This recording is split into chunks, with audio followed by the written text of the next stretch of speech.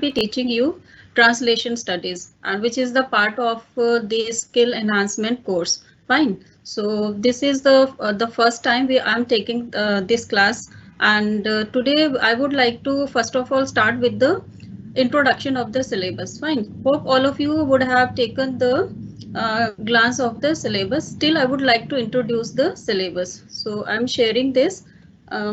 Okay. Fine. So first of all, we have 5 units in the syllabus. And what are these units? In the first unit, we have introducing translation, which is the first unit. Fine. So in this introduction, introducing a brief history and significance of translation in a multilinguistic and multicultural society like India. So we will be discussing some history, and after that some part of the basic concepts which we study in translation, which is brief theory of linguistic. Fine. So here in this we will be discussing the process of translation, and through the critical examination of diverse translation. Third translation, where you will be going through semantic and literal translation and many other modes of translation. Okay, so the fourth unit, which is based on the practice of expressions and all, and the final unit, which will be the issues in translation. So what kind of the issues we will be dealing in the translation, like gender, caste, culture, technology, mass communication. So in all, we will be discussing all these topics in our coming lectures as well. Fine. So I'm starting with the very first thing, which is translation studies. Hope this is visible to you all. The PPT is visible to you all. Fine. So first of all, we know that this is the introduction of the course, BA Honors English semester 3rd, and the next thing which we are discussing. So this is the first unit, which is translation and introduction. Okay, so here what we are discussing, what is translation? So translation is primarily a process of communication in which an idea is conveyed from the language it is originally expressed. So what is the meaning here? That translation is a process. It's a like of a communication process, as you have studied in your AECC communication subject, where a flow is there, and which the process of communication, where we have a sender and then message, and then message it goes to the receiver. In the same manner, communication in the same manner of communication, translation also works. So here what we are talking about, one, there is an original language. From that original language to we are converting the text into the another language, which is called as target language. Fine. So here what we have, so first of before discussing the translation and its process, I would like to give you some history. Fine. So what is the historical events evidences are here, that the first European translator to translate directly from Sanskrit into English was Charles Wilkins. Okay, so Charles Wilkins, what he did, he translated first European, take the note that he was the first European who translated, fine, directly from Sanskrit into English. It's not easy job, but still he had converted it into English. And and more importantly, for his translation of Gita, Bhagavad Gita, is known for this. Okay, so that means he has translated Gita as Bhagavad Gita in 1784. That means we are talking about the 18th century. Fine. So in the 18th century, the process of translation, it already had begun. Okay, so that means the Europeans, they had started, okay, the translation process. So next example we have, that is Sir William Jones. Okay, so Sir William Jones, so he is also considered a pioneer of Indology and founder of Asiatic Society of Bengal. So what he also has contributed, he also contributed by translating Shakuntala in 18th century. That means at the end of the 18th century, that means it is 1789, the Gita Govind and the Manusmriti, the Hitopdesha. So you would understand. So why the Europeans started, converting or translating one language from a native to another another language. So here you may find there might be some reasons. So what could be the reasons behind it? That means they would have some purpose, some some kind of the notion they have, converting these or translating these texts. So we will see what were the purposes. So before coming to the purposes, we will discuss more about the authors, those or the people who had translated, okay, done the translation work from one text to another text. Okay, so here what is here?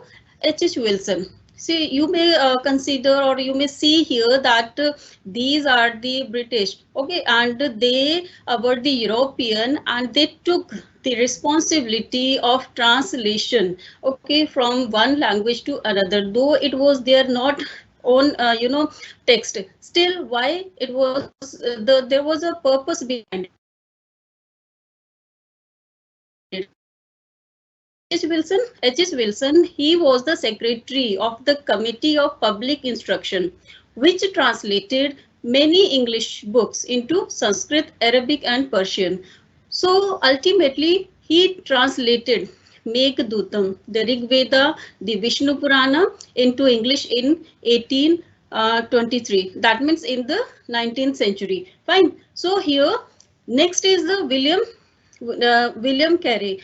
He also has translated New Testament in Bengali in 1801 and the Old Testament between 1802 and 1809. So he also prepared a dictionary of Bengali language. So you may consider over here what was the purpose behind it. So there are some factors which were influencing these people to convert one text from one language to another language. So when we talk about New Testament, that means it's a Bible. So Bible, it was originally written in English. Fine. So while and before, if we cannot go into the history, the first origin of New Testament in which language, but I'm talking about the New Testament which is written in English. And William Carey, what he did, he translated it into Bengali. So the reason behind is this, that when the British, they came in India, and they had an agenda behind it. And what was the agenda? That to convert more and more people into the Christianity. Fine. So here what they started, that they wanted to control the mind of the people, and they knew if once people, they will read their religious text, that means Bible, in their own language. Okay, so they may get influenced by it, and ultimately they may convert themselves into Christianity. So it was their hidden agenda. Through their religious work, they wanted to control the mind of the people, so that people would get converted in Christianity, and after that they would have the control over the people. So here the hidden agenda was this. And and even they also want to propagate their religious text, so that people they may get influenced by English. Okay, so and next one we can talk about, so this is the part from the Britishers. Okay, so now Britishers, we are talking about that these were the Europeans who started translation work, fine, from the classicals and the religious books English, or the now during that century. Fine. we are talking about 18th century. So during that century, in order to resist the Orientalist, representation of India achieved by Europeans, the English educated youth like Ramesh Chandra Dutt and Raja Ram Mohan Roy. So already you would have studied these, great personalities in your history. So there they also took up the, responsibility that of translation into from Indian classics into English. And there was also the, an agenda behind this, that they also wanted to show, because the Britishers, they have created the kind of the, the kind of the notion at that time that Indian, or they are their literature is not worth of reading, but ultimately they knew it had value. And but still these people like Raja Ram Mohan Rai and other scholars, what they did, they started translation of Indian classics into English. Okay, so they wanted to show that we also have great literature, and the Europeans were aware of this, but they just wanted to create a different thinking among the minds of the people. Okay, so next one, which we are talking about, uh, like scholar Harish Trivedi. Okay, so in the 20th century, translation activity in India uh, uh, encompassed, according to Harish Trivedi. So what he says, that translation of world literature into Indian languages. So that means what he says, the translation activity, it started in India, and in a different way. So what were there? The world literature. That means from the different part of the world, the literature was being translated into Indian languages, or Indian languages into the languages of world, like Spanish or English and the other languages. So fine. So here even the intra-Indian translation within the regional languages of India. So that means intra Indian translation, what we within Indian, okay, Indian society, from one regional language to the other regional languages. So the people, they started translating the text. Fine. So here the which I already have discussed initially,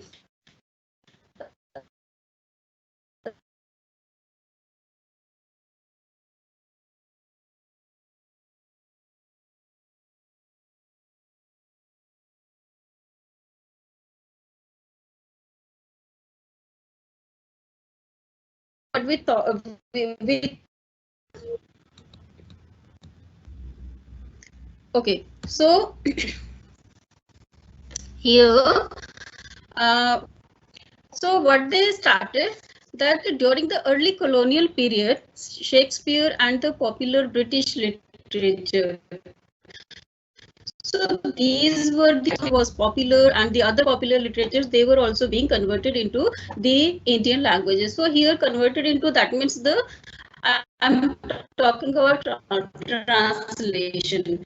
So why, like Shri Aurobindo, C.C. Mehta, P. Lal, they have started translating Sanskrit classics into English. So here the reason, or also there was a reason show the, are the, greatness, or the value of Indian text, Indian classical text, so to the world. So that's while we are converting something from one languages to from one language to another language. So what we have the agenda is that a particular reader is there.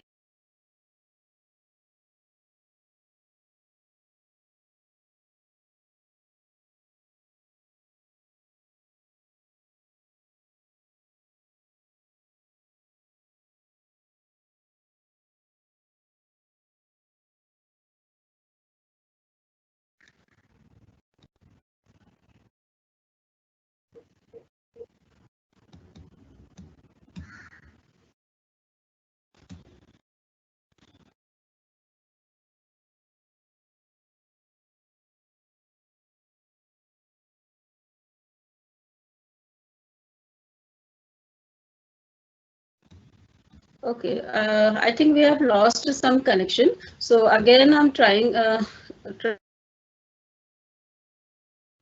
PPT.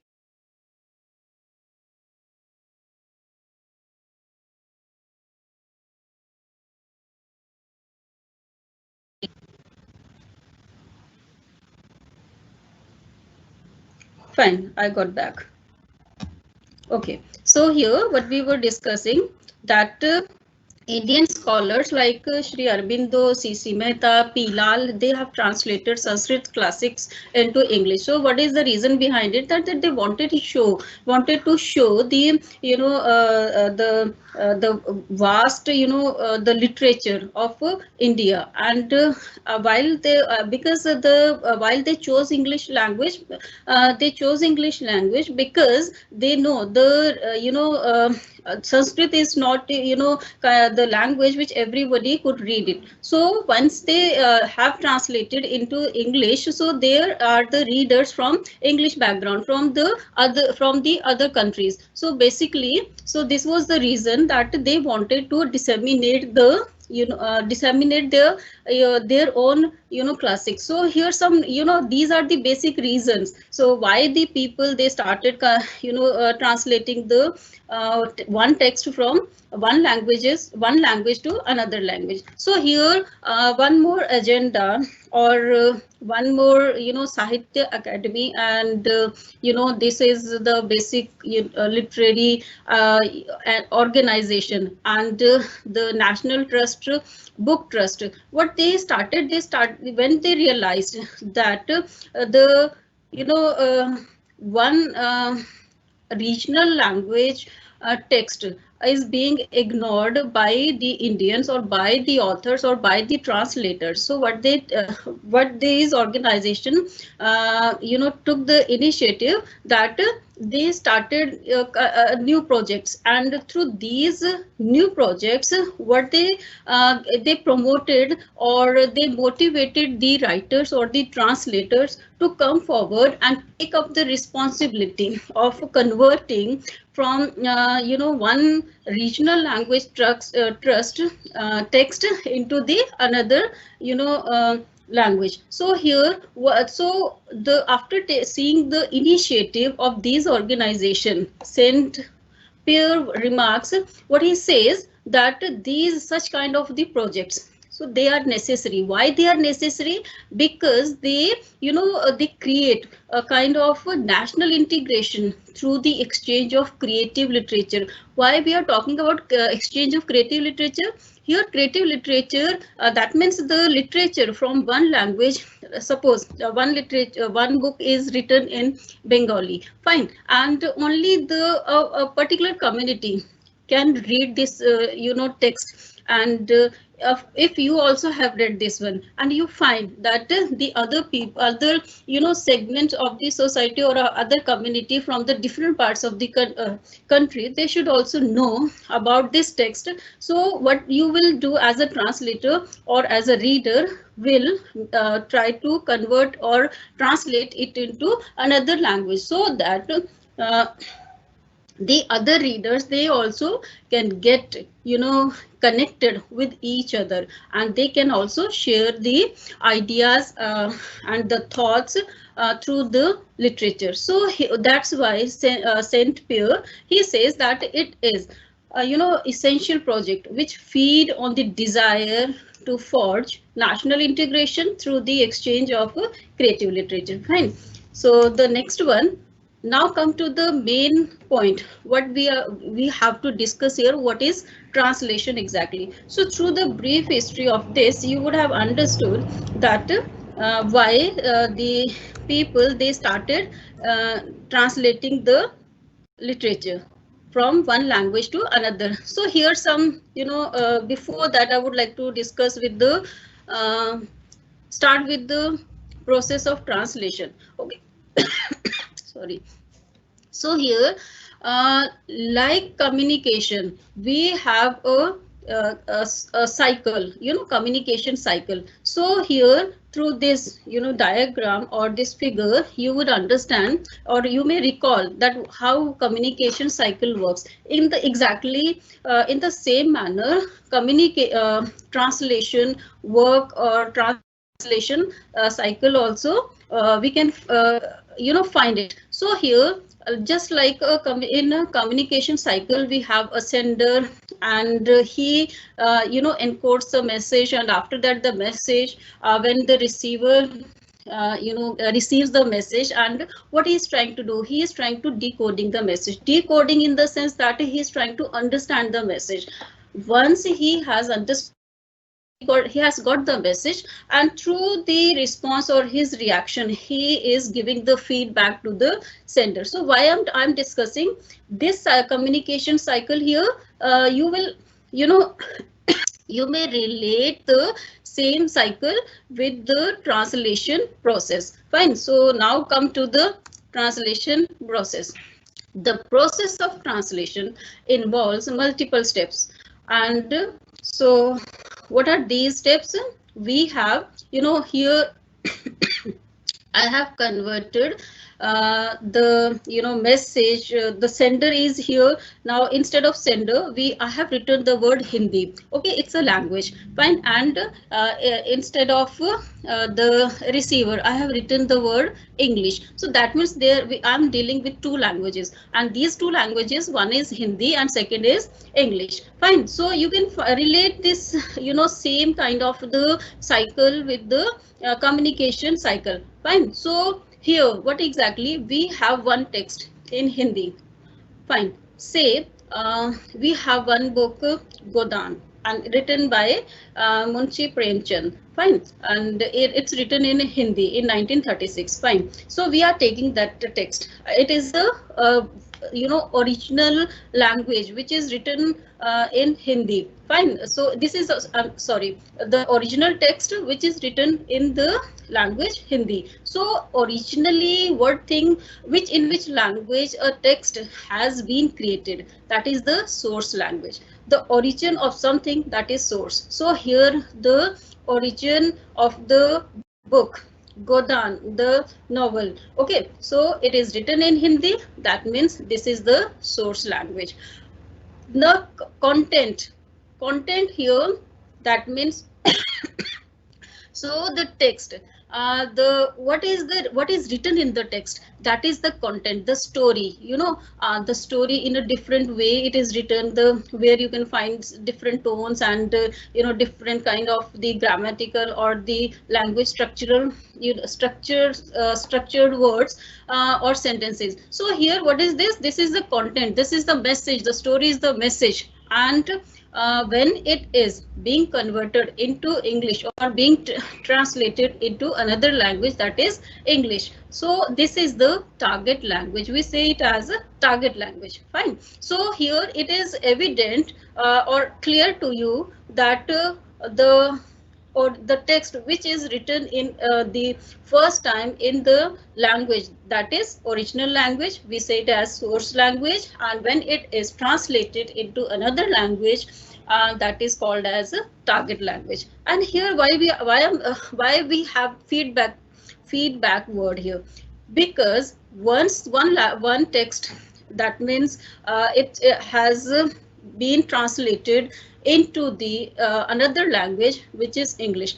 After reading this language into the language English, the reader may react, or he or she may critically analyze the text. So that means now the original text, which only the Hindi speaker reader could read or understand, now we have more readers, and that means we have now English readers also.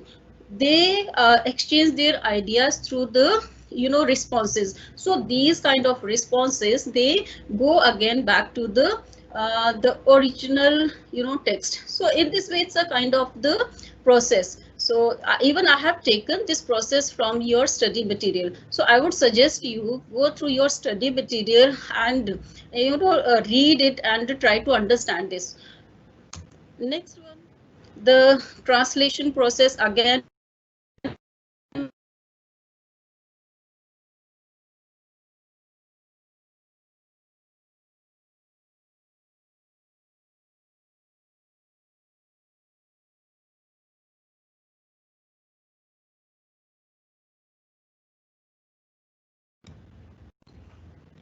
One text from one language to the another language. So but we have the meaning, the original meaning of the source, text. But why I'm telling here source text, the text which is originally written, that is the source text. Just like I said, that source, that means origin. Fine. So here source language, that means written in first time in this language by the writer. Okay, and the source text is here the document, this text, the book. Okay, so this book which I'm talking about, Godan. So Godan, this book is the source text. You should know that when it is translated into English, okay, so we have a new text, but the meaning that will remain same. No changes you may find in the text. So here, so that is the target text. So original text, that is called as source text, and after translation we have a new book. So in the new book, so this new book we say as a target text. Fine. So basically what I want to discuss here the source language is the language being translated from which language it is being translated, and the target language is that which is being translated into. Fine. So I think the concept is quite clear to all, to you all, that what is the source language, what is target language, what is source text, what is target text. Fine. So next, which I talked earlier, that Godan. It's a novel which was written by Premchand. Fine. So we say the full name is Munshi Premchand. So in 1936, it was written in Hindi. Okay. So and it was translated into English by the two eminent scholars. And who are they? Were the writers, and who were they? Jayaratan and P. Lal. Okay, so this translated in 1957. So the name of the new book, which was The Gift of Cow. So here what we say, that is written in Hindi. Fine. So source language is Hindi. Translated into English, the new name is The Gift of Cow. So English is the target language. Now come to the source text. Godan, it is the source text, and when it was converted or it translated into English, and when it came with a new name, The Gift of Cow. So this is the target text. Fine. So initially what I discussed, that there are some influencing factors why people want to translate one book from the another. So there are some reasons behind it. So the first thing is that what is the purpose of the translation? Why the translator wants to translate the original text into the another language? So it is his purpose. There is some purpose behind it, because we have seen that not all the books are translated into another language, from one language to another. So there are some reasons behind it. So it depends upon the purpose of the translator. Maybe it's a political reason, or maybe it's his personal reason that he wanted to that he wants to translate it. Fine. So next one is the target audience. Target audience, that means this is also a influencing factor. Why? Because if you are translating one text from one language to another language, that means you have a purpose behind it, and you have a reader in your mind, that who should read it. Fine. So that is the person or the translator would have, done some kind of survey, or he would have understood that this particular reader, he wants to come and read the text. So that's why he would have chosen the target language, that in this language I want to translate the book. Fine. So context, what is the context of the book? What is the message of the book he wants to convey? Then he might have taken up the role of the translator.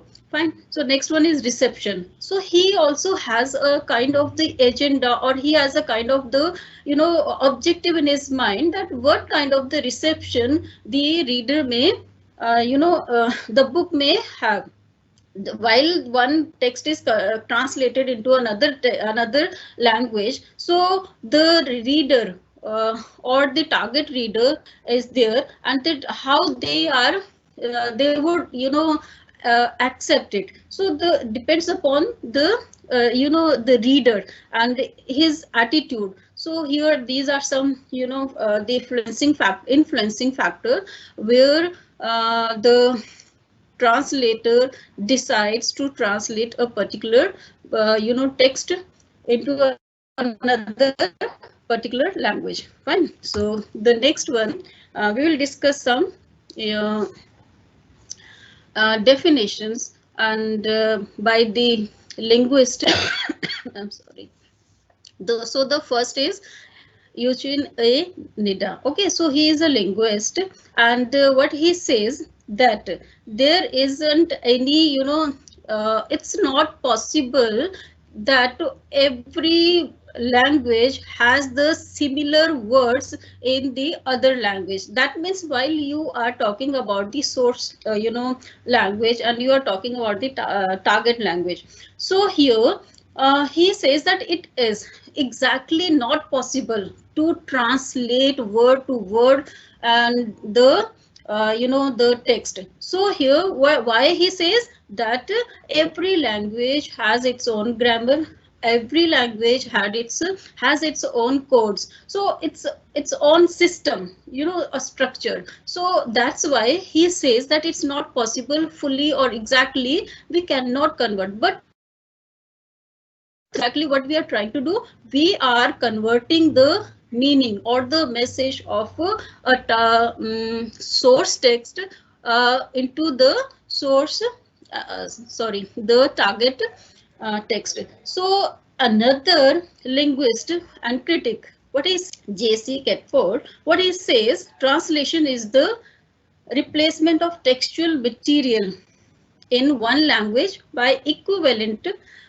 textual material into another language. So here I'll come to this word equivalent. Fine, we will discuss in the next segment. So here translation, what he says, that it's a he says the translation is the replacement of one textual material, that means one text into the another text. So there is equivalent, that means he says that there are some words that they are similar, and we have the language similarity somewhere and some symbols. So according to him, what he says, that there is equivalence. Fine. So we will discuss what is equivalence here.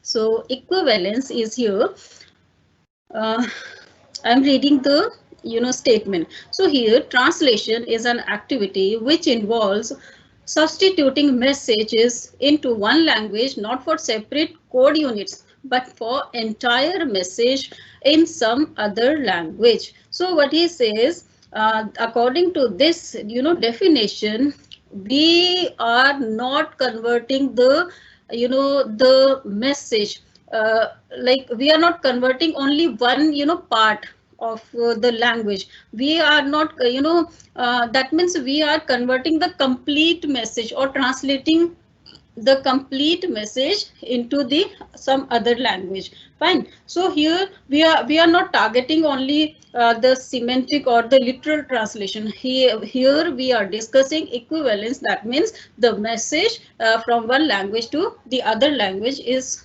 going entirely. Fine. So in other words, the code units and their meaning have to be transferred from source language to target language. So what uh, we will discuss later on codification. I'll give a brief, overview of it. So here the code units.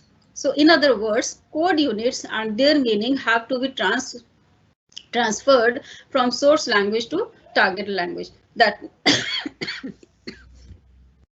means we are transferring the meaning, fine, into the target language.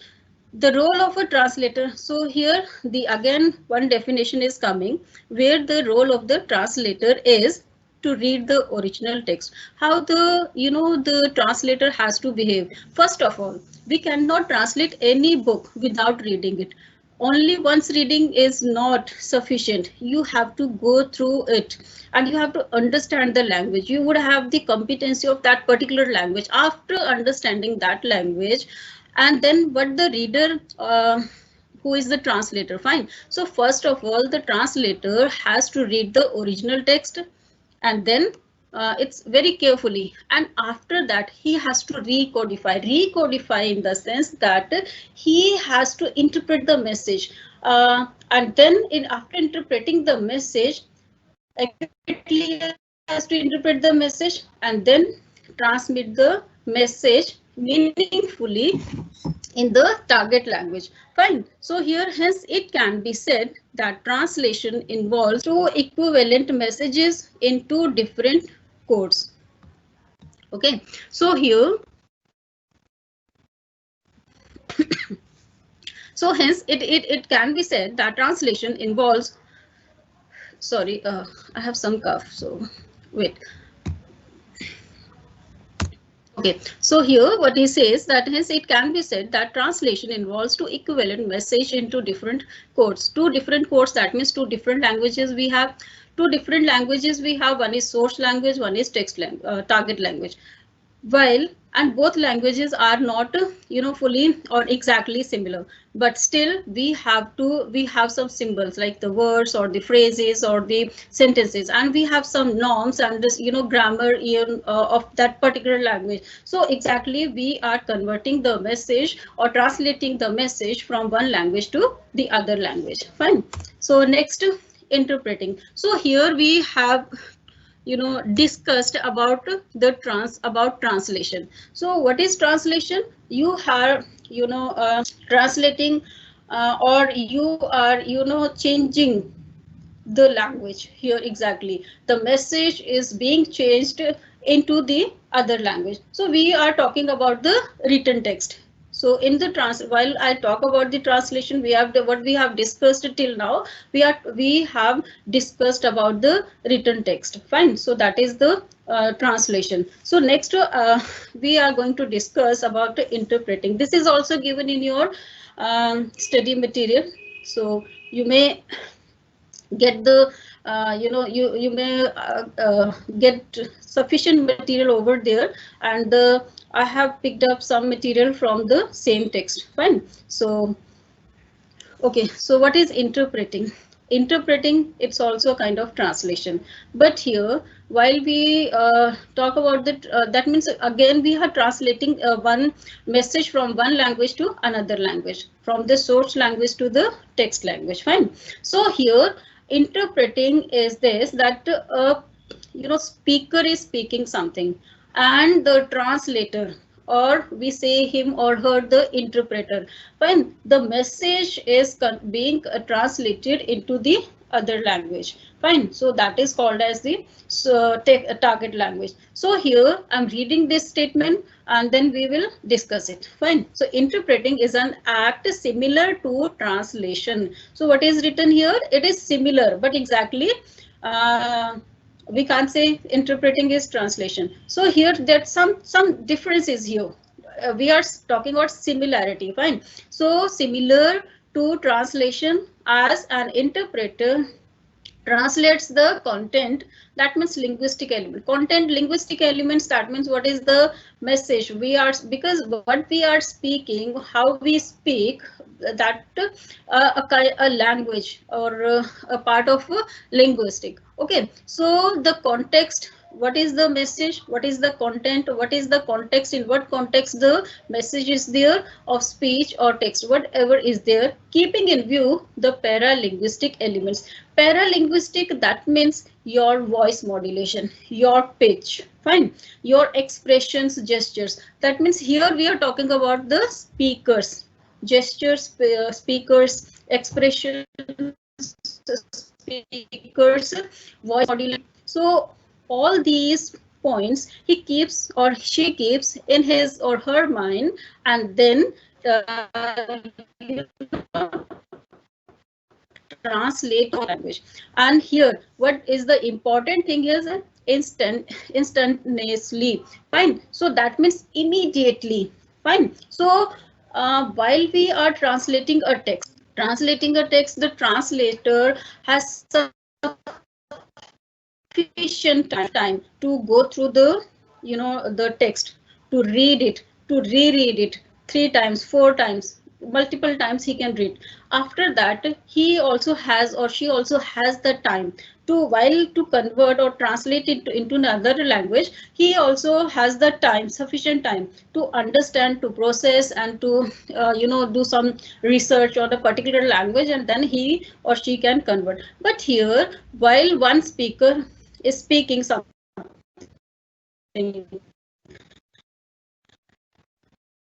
the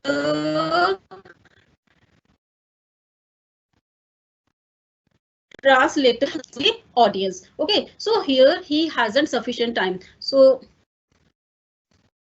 that have good language competency, fine. So he should have good knowledge, should be fluent in that language. He has you know, he or she would be knowing every part of that language, in which of both languages. First, because his duty is to first of all listen the speaker.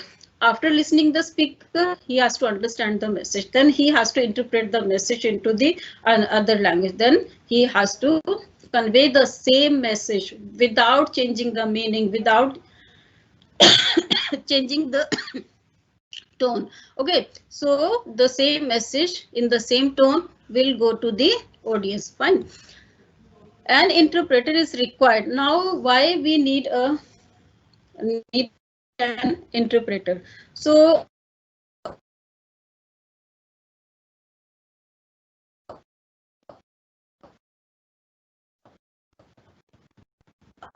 and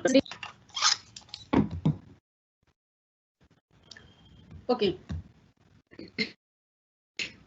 and why we need an interpreter? So there is some reason. Because we have two speakers. One person is the speaking and the second person is listening, fine, and both of them do not understand each other. How will the message will go to the person? So here what we need, a mediator. And who is this mediator? The person who knows both languages. The person if know both languages.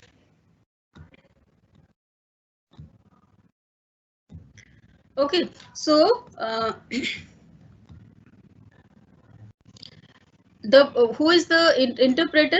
The person has the knowledge of both languages, and only then he will understand the message, and then he will convert or translate the message or interpret the message into another language, that is the target language, fine. Here and now, if obviously if two person are from different background, different countries, and they do not understand each other's language, so how the message would go there? So ultimately we need a mediator, and this mediator's job is to translate the message into into the language which the person or the audience is well versed. Okay, so now here we have some examples. Okay, so for example, this example also have taken from your study material, fine. So example is here. Then there can be a scenario of necessary communication between a Spanish bureaucrat meeting his Indian counterpart.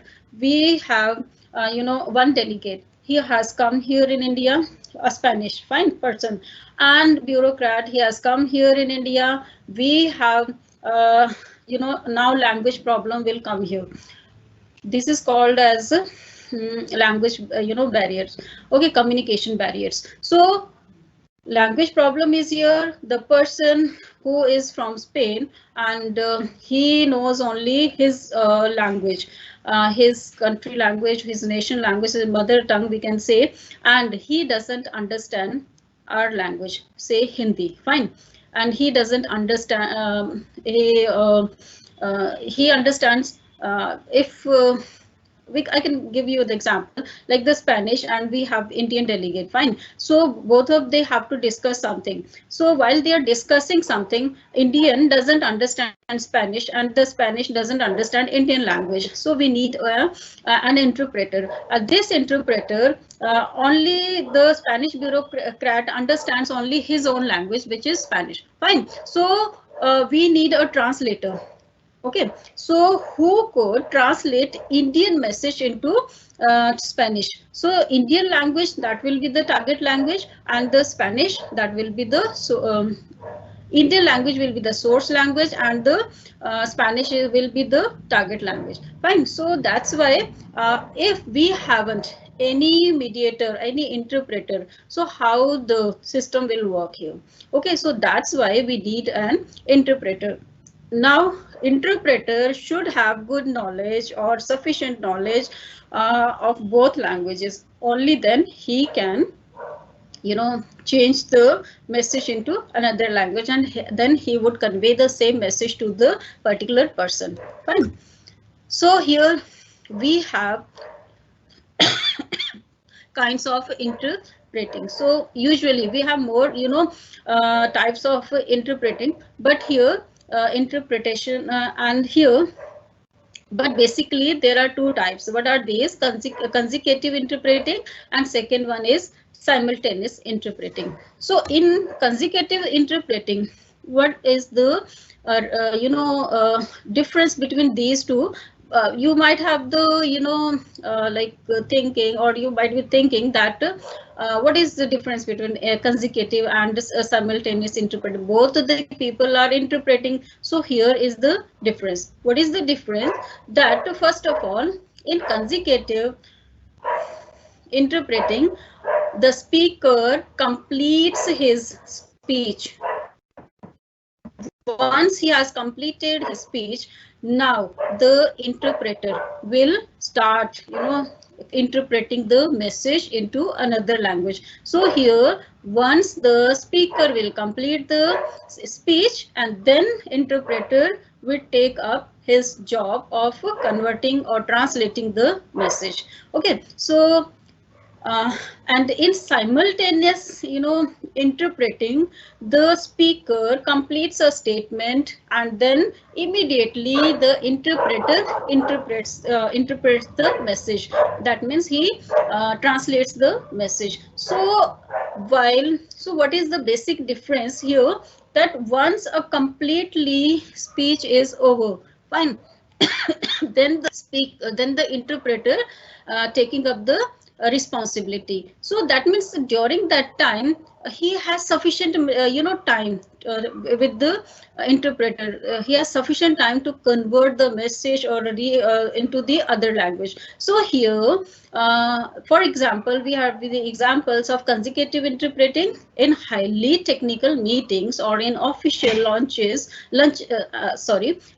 and sometimes in small group meetings. Consecutive interpreting is used. So these like technical meetings, in official lunches. So official lunches, that means if there is a business meeting, fine, and in that business meeting a Russian delegate has come to that particular organization, and the official from the Indian organization, he doesn't also understand the language, that means Russian, fine. So he needs the interpreter. So that means once the person completes his speech, completes his message, then the interpreter takes up the job to translate the message, fine. So next one, which is the second type, which is simultaneous interpreting. In most cases, the interpreter. So here, what I said that in simultaneous interpreting, the translator or the interpreter, he translates the message when once the speaker speaks, and then he stops, completes his one statement, and then the translator starts translating the message or interpreting the message into the target language. So here the exactly he would have, these are some, in some cases, this example is given that in some cases or in most cases, the interpreter sits in the soundproof room. Fine. A soundproof room is there, and then soundproof, that means the other uh, outer or external noise is not coming inside, and the person is, or the listener, that means interpreter is the listener. So basically what he has to do, he has to listen the message carefully, and then so that after listening the message carefully, only then he can translate it exactly in the same tone. So here he has been, given a soundproof room, and then the speaker speaks into a microphone, and the interpreter listens to the message through a headset, interprets the message and delivers it into a microphone simultaneously. So he listens the message, and then again he conveys the same message in different language and through the microphone. Fine. So here some examples are given. These examples are also given in your study material. So I suggest you go through your study material. Okay. So first of all, you go through your study material. You will get the overview of the basic terms which we are discussing here, and then you may search beyond that material after completing the study material. Fine. So in case of speeches and meetings of European Union, while in the UN, our prime minister goes there. Suppose he is talking to the some delegate or some the authority or the person from France. So he doesn't understand, suppose French. So he takes with, this is the reality that the person or the prime minister, while they attend UN meeting or other meetings which are highly official meetings, so what they have been given interpreters. Okay, so these interpreters, they interpret the message and simultaneously convert the message, and then delivers the same message to the person. So here, while our prime minister is in UN and he's discussing some important agenda over there, he doesn't understand French language. So he would have an interpreter who would interpret the message, French message, into Indian language, which our prime minister is convenient. So then he would understand the message, and in this way the dialogues or would happen between the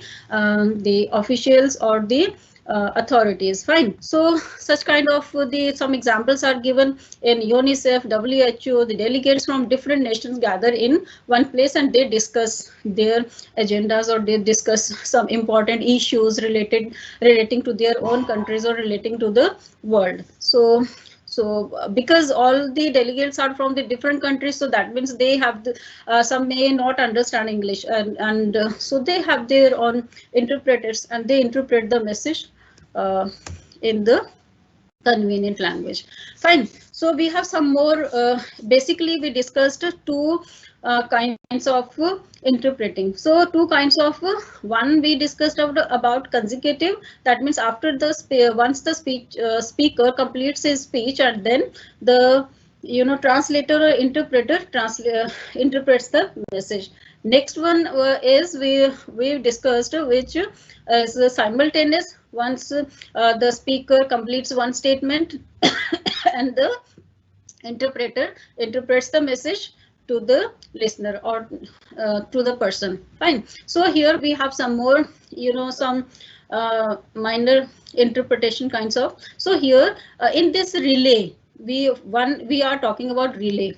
Relay, we know that one message once goes to one person, then it goes to the third person, it goes to the fourth person. That means a relay is there. Okay, so you would have seen relay race in your sports active, during your sports activities, during your schools or colleges. So here that means a baton is there, and that is being transferred to the one runner, and that runner goes to with the goes with that at some distance, and then another person is there who holds the that particular baton, and then it goes to the its destination. So here exactly relay is the same thing. Relay, that means two languages are there and the two speakers of different languages are there, and there is one interpreter who listens the speaker, and then he gives the message or transfers the message to the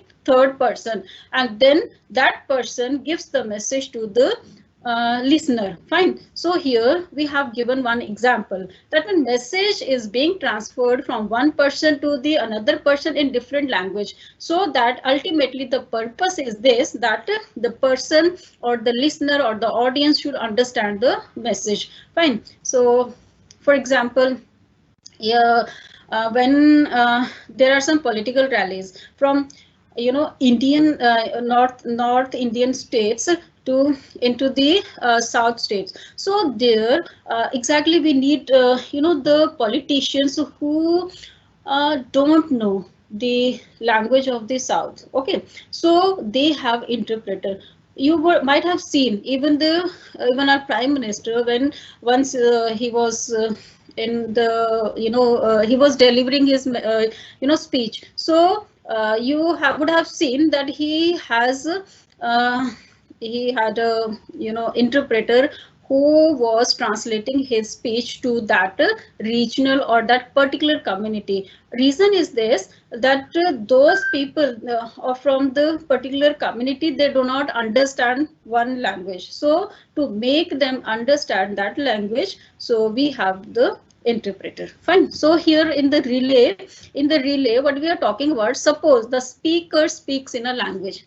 Okay, say Hindi, which is interpreted by an interpreter in one booth. We have two interpreters over here. Okay, so a speaker, he speaks Hindi, then the interpreter, he listens him, he is sitting there at the in a booth, and then what he does, what he interprets the message to another interpreter. Okay, and in another booth. So he is translating the message in English to the interpreter in another booth, and that person might be converting the message or translating the message in another language, and then basically or ultimately delivering to the audience. So that is the relay. Retour, what is here mostly it is the norm that the interpreters interpret the message to their mother tongue. See, we are always fluent in our mother tongue, and we are comfortable in our mother tongue.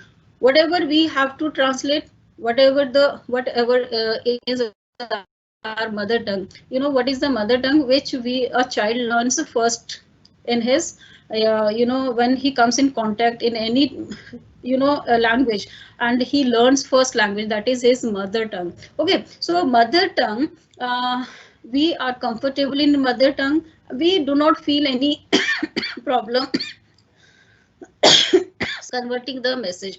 Fine. So generally it is considered the interpreter interprets the message in his or her mother tongue. Fine. So but sometimes it happens, the interpreter, he is translating the message or interpreting the message into the second language. Say my mother tongue is Hindi. Fine. So if someone says something to me, so in English, so I feel comfortable or in conveying the message in Hindi. Fine. But maybe I have good knowledge of English, so English will be my second language. If English is my second language and I'm equally good in this second language, so I can interpret the message into the second language, that is English. Fine. So here retour, that means we are the interpreter can interpret the message into the second language also. Fine. Whispering, we know very well what is whispering. While we say something near to the listeners, close to him and in his ear, so that is whispering, we know this. So exactly the same thing is here. So it is primarily bilateral meeting where the interpreter listens to the speaker and whispers to the listener. So here in this, the speaker, what he does, he listens to the speaker, and after listening to the speaker, he whispers the message. He whispers the message in the ear of the listener. Fine. So it is whispering. So here whispering, that means to say something to the listener very close, in a very slow or in a very low volume. So that is whispering. Next one is sign language. Sign language, we know that generally when we speak, we are using sign language. What but basically sign language word comes for the people who cannot hear. Fine. So they have a particular language that is called as sign language. So if the listener cannot listen to the speaker, so we need an interpreter, and this interpreter, he knows sign language and he interprets the message through his sign language to the deaf, and deaf, they would understand the message. So this is the types of the interpreting. We discussed a relay, we discussed retour, relay from one interpreter to the another interpreter, and then finally to the audience. Fine. Retour, that means the message is not instead of interpreting into our mother tongue, it is going into the second language. Fine. Whispering, that means in a very low voice, or you are speaking to the listener. Next one, which we are discussing about, sign language through the sign. Okay, sign, deaf people, they understand the message and they can, through their sign language, they give the feedback to the listener, to the interpreter, and interpreter again interprets the message into the words, and then he or she gives the message to the sender, who was earlier the sender, now he's the receiver. Fine. So ultimately we have to discuss that who could be the interpreter. So the interpreter would have some competency and skills. Fine. So anyone cannot translate the message, interpret the message. So you have some skills. And what are these skills? So the person, he should be an active listener. Fine. So this is the basic skill which is required for the interpreter. If the interpreter is not active listener, he cannot get the message exactly. And if he is not getting the message exactly, so he will not understand it. And if he is not understanding, then he will not be able to deliver the same message to the listener first. Fine. So next one, he would have a good memory and retention skill. Why it is important, good memory and retention skill? Because the speaker or the interpreter, fine, when sorry, when the speaker speaks something, so interpreter is the listener. Fine. While he is listening, so he has to retain the message in his memory. If he has the he forgets the message what the speaker has had told, so how would he be able to convey the same message to the audience? Fine. So it is important, he should have good memory or retention skill. Next one is have the competence to be able to take notes. Take notes. That means what is speaker is speaking, he should be able to take the notes. That means the important points. Fine. So important notes. He should not miss anything from the speech by the speaker. So if he is not taking the notes correctly, so that means he is not able to convey the message again to the audience in an appropriate manner.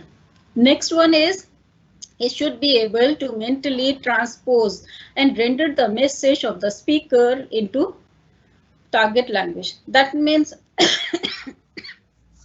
he should have the ability to transpose. That means to transpose means that from one place to pick up something from one thing and to put the thing or on the other, at other thing. So here that means the person has the ability, mental ability, fine, so that he could understand the message, he could relate that one easily with the target language, and then he could convey the message to the listener. Fine. So next one is the interpreter should also have strong interpersonal skill.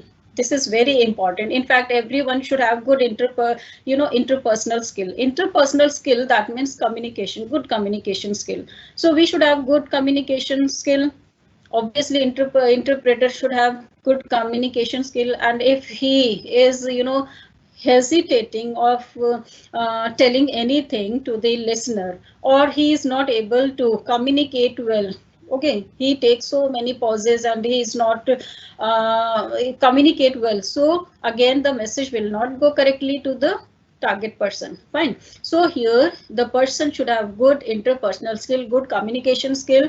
He should have polite behavior. He should have the ability to relate the message with the audience and with the speaker. Only then he will be able to deliver the correct message to the audience. Fine. So basically what we need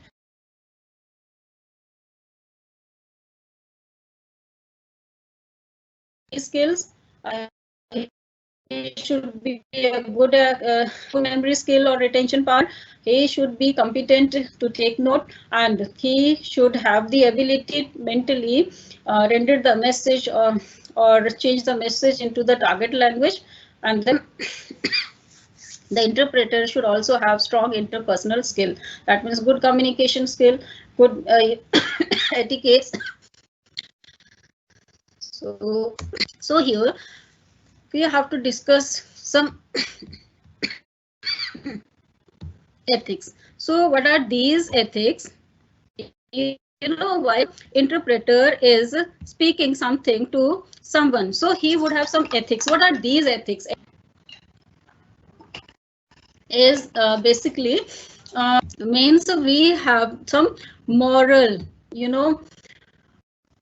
duties.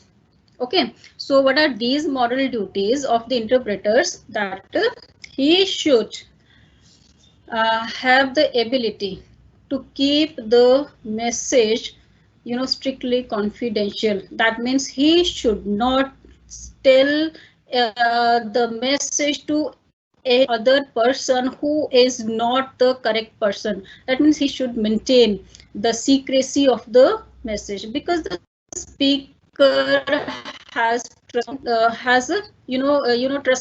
on this person to the interpreter. Fine. So if the speaker has faith in the interpreter, he knows that what he is discussing, he would not convey the same one. So then he would assign him the task of interpretation. Fine. So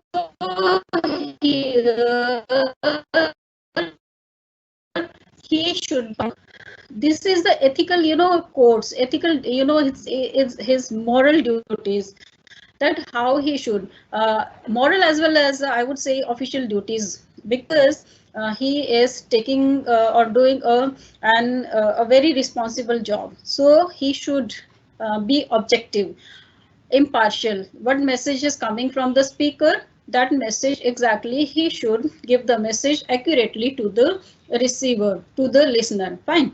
Otherwise, because the speaker may not understand this, but still it is the duty of the interpreter that he should be impartial in which tone the message given by the speaker, same tone he should use to convey the message to the listener. Next one we are discussing about should not counsel, advise or interject personal opinions. Okay, so here what the person has to, that he should not counsel, that means he should not add something from his side, or should not take away anything from the message. What exactly his message is there, he should exactly convey the same message to the audience, to the person who wants to listen, or the listener, or the target person. Okay, so here it is the basic duties of the these are the basic duties of the interpreter, that he should maintain all these points religiously, and he should follow these norms and these ethical codes, so that he could convey the message exactly and in the similar or in the exact tone from the speaker to the listener. Fine. So basic we have discussed the process of evaluation started from not even from 18th century, maybe it would have started from earlier. So you have to go through, I've just go through the history or of the translation process. Then we discussed about translation, what is translation, what is source language, what is target language. We discussed then the interpretation, what is interpretation, kinds of interpretation, and then now we are coming the next part of your unit. So in the unit we have given some basic points which we have to discuss. Equivalence, we have discussed equivalence. Then we have to discuss source language. I'm discussing your unit first. Okay, in the unit first it is given, we will discuss those basic target text. Then we discussed interpretation. Fine. So now I'm coming to the next topic, which is language, standard, dialect, ideology. Okay, so we will be discussing this now. Before coming learning about dialect, you need to understand standard language. What is standard language? Okay, so here standard language, basically it is the language by the elite class. Fine. So any language which is given by the elite class, that means who has influencing power, who this class can influence the people of the community. Okay, and they have, they are in power, they have the power, whether we say social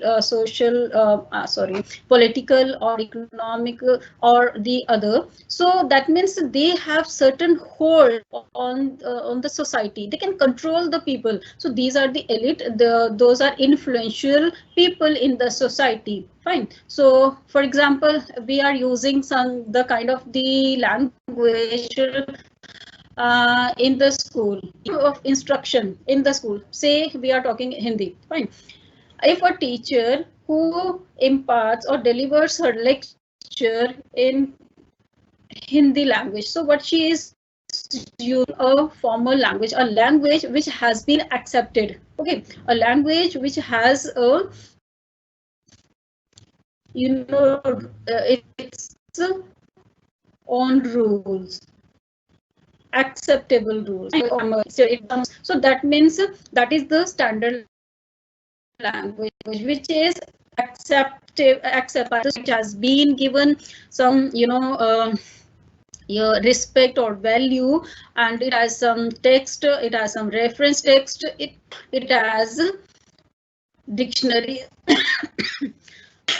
So basically, what are the reasons behind standard language? How we can say that this particular language is the standard language? Why all the languages are not standard? We consider them as a standard language. See, in India, we have multiple languages. India is a multilinguistic or country. Fine. So here, now who will decide that which language should be the standard language, which language should be the official language? So here some deciding factors are there. And what are these deciding factors? These are cultural or literary reasons are there. A particular community, okay, so basically it deals with a particular language. Fine. So that language is being picked up by the literary people, by the authors, by the poets or essayists, or the politicians also contribute some in literary work. Okay, so by them, while they use a particular language, they write in more and more, and then ultimately the language gets accepted by the society, by the you know of theory. So that language later on becomes a standard language. So there are some economic reasons. Economic reasons, that means influenced by the the status, financial status of the particular the society. Some political reasons are there. Might be the politician from one particular region wants to give a particular status, a standard status to his language, or his the language of his region. So what he would do, that he would somehow create a kind of the situation or environment, ultimately influenced, and ultimately some political reasons. That means sometimes the politicians, they also want to become like associated with the common people. So ultimately, so they in some, after going through some process, it becomes, that is process of standardization. We have, it's a process. It's easy that any language we are picked up the standard language. No, it's not easy. It takes time. After some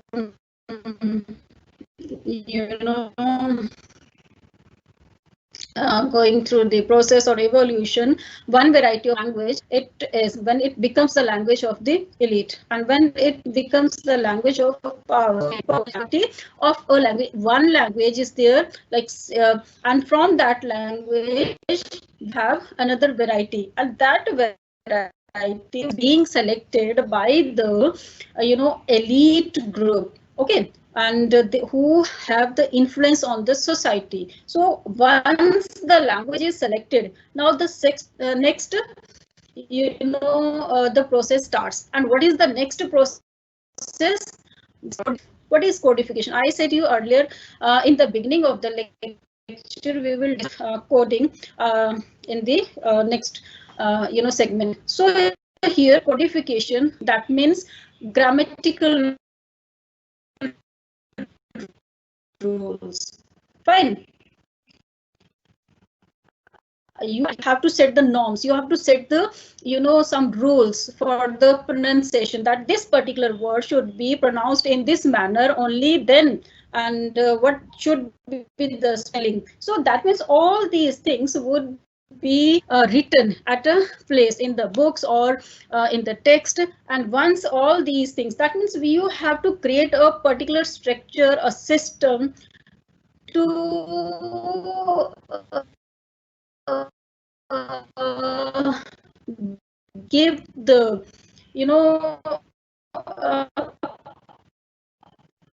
particular the spellings. So all these things now we have in the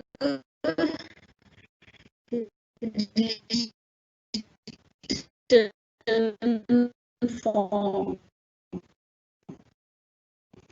So this is codification. Fine, we have some conventions, that means some rules. Okay, we have fixed some PUT put. So who has decided that we will say it but or we put? Why we haven't done vice versa? Because codification. Because through the certain grammatical rules, through the rules of pronunciation, it has been decided should be pronounced only put, and this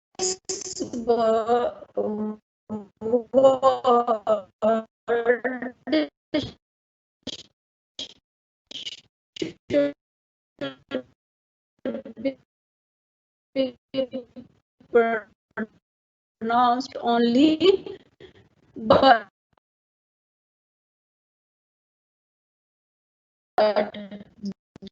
though they have the same. Now once we have set the rules, we just we are listening, right? So school should be like SKUL, school. It could also be like this way, but why it is CSCHOOL? Because of this codification. Because of this codification, we have decided, or the link